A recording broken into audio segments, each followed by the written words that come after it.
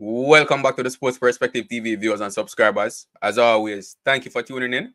And if you're new to the channel or you have not subscribed to the channel as yet, but you like the content that we're putting out, then definitely hit that subscribe button. We would really appreciate you doing so. It would help the channel grow, and ultimately that's the goal of the channel, right? To grow while providing you with top quality content. Right, so this video we're gonna be looking forward to the third test match between West Indies and England.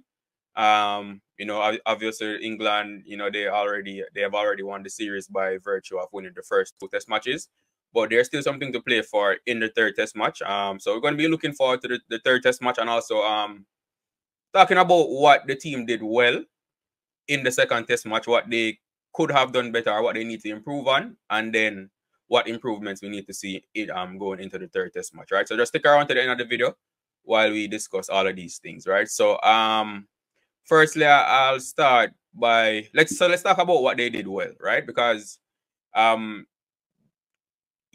team did a lot of things well in the second test match, especially after that disappointing loss in the first test match, right? So the batting, yes, they collapsed in the second innings and were only bowled for 143, but that 457 that they made in the first innings, right, was brilliant batting, right? None of us expected that, so we must commend the team on their brilliant batting performance in the first innings of the match, right? Specifically, Captain Kraig Brathwaite, Alec Athanaze, of course, Kavem Hodge, the Centurion, and Joshua Dasilva. They stood up, and showed that, if batters, dedicate themselves, they can score runs against this England team, right? I must say, Kraig Brathwaite, after coming under criticism from myself included, about his performances, he stepped up and scored a bit of runs. Would have definitely loved if he had stayed at the crease longer and scored some more runs. But nevertheless, a 47 and a 48 is a respectable are respectable scores, right? So I must say kudos to Kraig Brathwaite on that. Of course, then you have Alec Athanaze, that 82 that he scored in that partnership with Kavem Hodge as well was also brilliant. Kavem Hodge, obviously scoring at 120, just awesome batting there. Joshua Dasilva as well, scoring 82 not out, batting with the tail enders, and ensuring that the team not only got a lead, not only got to England's first inning score, but they created a lead as well, right? So a huge shout out to the batters, well done. As far as what the batting could have done better, though, like I mentioned earlier, for example, like Kraig Brathwaite, him getting into the 40s and then getting out. Even though scoring in the 40s, like I said, is a decent score. As the captain, I am expecting him to convert those 40s into bigger scores, right? So that's something that he can do better, or should do better at, and I mean, on both times he got out to good balls, right? So you have to give the England bowlers credit as well, but you can also argue that it might be just a lapse in concentration that caused that. So that's something that the team can improve on. Mikael Lowe, likewise, he's spending time at the crease, looking good, looking solid while being at the crease, right? But then there's just that one moment or a few moments of a lapse in concentration, which results in him losing his wicket. In the first innings, that shot that he tried to play against Bashir. In the second innings as well, playing at a ball which started very wide outside off some. So that's something, just being more focused throughout their innings. I said they can improve on batting wise. Obviously the second innings was atrocious, but it was also good bowling by Bashir, right? But again, they got off to a good start in the second innings as well with Brathwaite and Louis again, and then just lapses in concentration led to them losing quick wickets, right? Now I must say from a batting standpoint as well, that number 3 position, which is currently occupied by Kirk McKenzie, you know, that's something that position definitely needs improvement, right? Kirk McKenzie right now, he is literally a walking wicket, right? You know, it's clear that he's lacking in confidence. You know, there's no doubt that he has ability, he has potential. You know, he showed it in Australia, but currently he's lacking in confidence, and he's just losing his wicket too easy for me, right? Even in the first innings, he got lucky with that LBW shot, which umpire gave not out, and England decided not to review. But then, which would have been out, right? And then shortly after, he lost his wicket. Same thing in the well, not same thing, but then he lost his wicket early in the second innings as well, right? So he's lacking confidence, and you know, he's making the batting lineup a bit vulnerable, right? So in both innings of the match, right? Louis and Brathwaite got us off to good start, but then Mackenzie's inability to come in and even spend any time at the crease, right? Even if you spend time at the crease and not score runs, obviously it's test cricket, so we don't expect you to score at a fast pace while being at the crease, right? But you know, him not being able to spend any time at the crease, you know, it does put pressure on the batting lineup, right? So it's like I said, he's a walking wicket. So it's almost as if once England, and even in the match, you heard, I think it was England wicket keeper was saying it as well, right? That all they need to do is break the partnership between Brathwaite and Louis, and then it's almost as if they were certain that they will get Mackenzie out, right? And it builds pressure on the batting lineup, you know. Seeing wickets fall in such quick succession, you know, that definitely plays on the mind of the batters, you know, and we saw it in the second innings, right?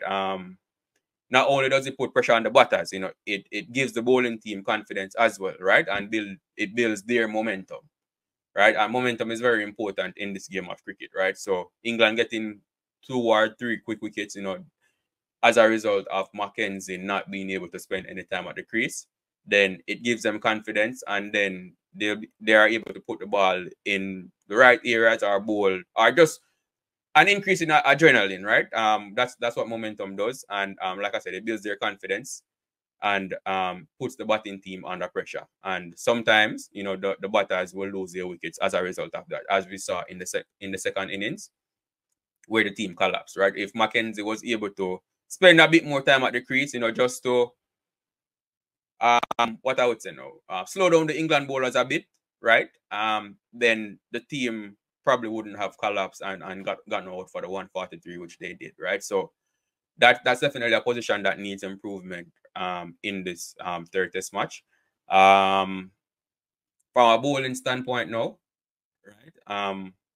And also then the number 6 position as well, which is occupied by Jason Holder, is not as bad as Mackenzie, right? Because Jason Holder has gotten in the 20s a few times in the series, right? So it's just a matter of him, just like Michael Louis, you know, Michael Louis and Kraig Brathwaite being able to convert those starts into bigger scores, right? But I know a lot of people will argue that Jason Holder batting has been poor, or he doesn't deserve to be in the team, right?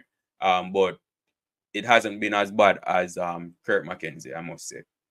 From a bowling standpoint now, what they did well, right? So they were able to take 20 wickets in the test match, right? So England didn't have to declare in any of their innings. So the bowlers are taking wickets. You know, that's definitely a good thing, right? Being able to take 20 wickets in a test match against an England team is no easy feat, it's no simple feat. So we must commend the bowlers for that. So a huge shout out to the bowlers, you know, Jaden Seals, Alzarri Joseph, Kevin Sinclair played this part in the first innings as well, you know, taking wickets. Shamar Joseph as well, you know, he bowled well in the second match. You know, it was a bit unlucky, you know, having a few catches dropped off him, you know, but so the bowlers are doing their thing from a wicket taking standpoint. Where I do need to see the bowlers improve on though is restricting the scoring rate of England. You know, yes, baseball is what England plays. It's their playing style, right? Trying to score fast, you know, and put the bowling team under pressure, which so far they have been able to do in this series, right? But I also think a part of that comes down to the inconsistency of the West Indies bowlers as far as their ball placement, their line and length. You know, so they have bowled quite a few bad balls, which England batsmen, you know, already being in an attacking mindset, you know, are putting away to the boundary with ease, right? So I want to see the team improve in that area, you know, of restricting the England batsmen as much as possible, right?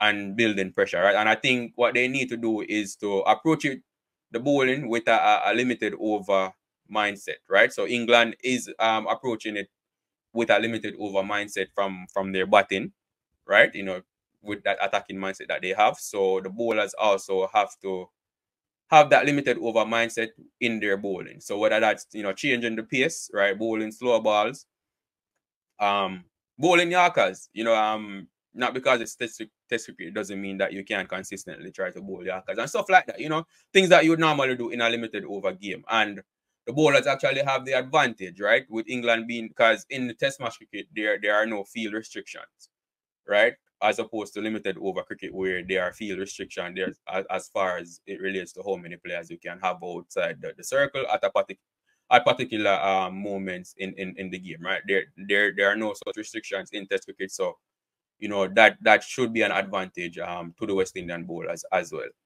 Right. So so I do want to see them improve in that era. And obviously the fielding was terrible. The catching was terrible in the first innings, you know.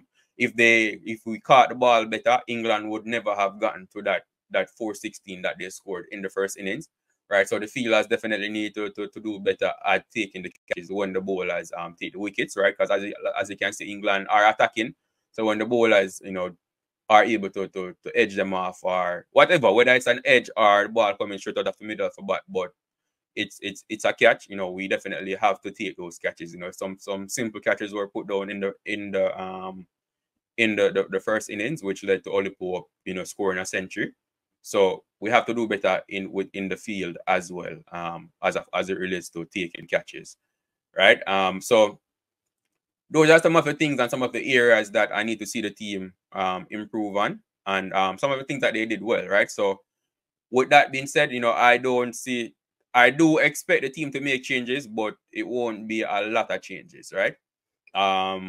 Like I said, in the batting, you know, Kirk McKenzie position is definitely in question for sure, and so on, right? But that's all I have for you in this video. Viewers and subscribers, you know, definitely do remember to like the video, you know, share your thoughts in the comment section and subscribe to the channel if you haven't done so as yet. As always, thank you for tuning in, and I will see you in the next video.